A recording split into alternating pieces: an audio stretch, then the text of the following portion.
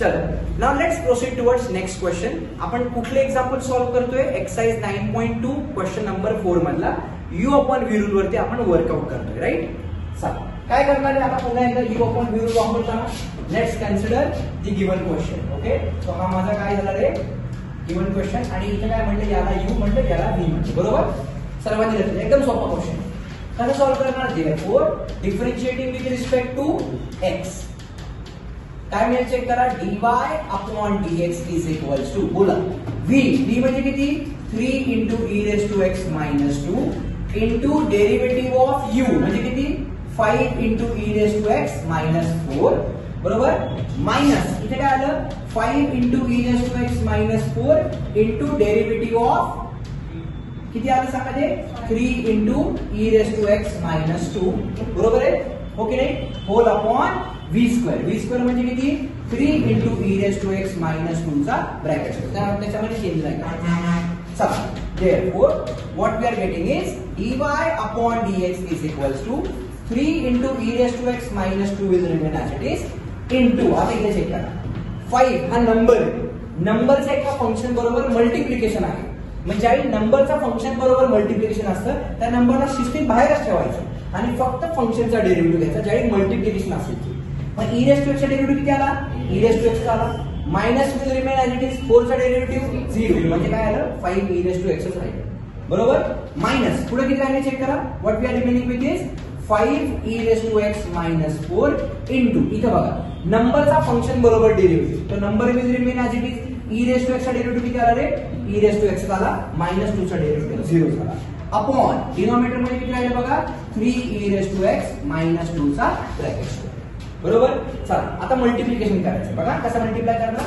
therefore dy upon dx is equals to आता इथे check करा या 3 e raised to x नी 5 e raised to x ला मल्टिप्लाय करायचं.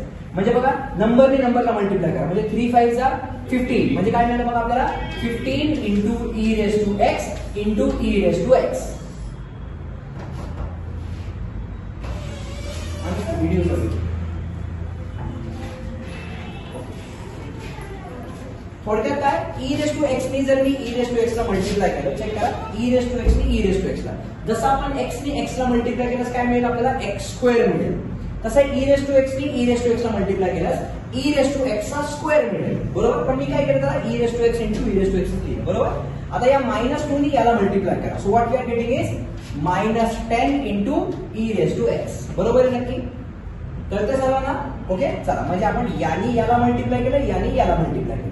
Now what we have is minus sign will remain as it is. आता बघा या 5 ने या 3 ला मल्टिप्लाय करायचं. बरोबर. म्हणजे किती आलं इट इज मायनस साइन दिले आम्ही 15 e raised to x into e raised to x. बरोबर आहे का? ओके नाही. आता या मायनस नी म्हणजे या -4 नी याला मल्टिप्लाय करायचं. सो -4 आणि हा बाहेरचा मायनस म्हणजे काय झाला प्लस.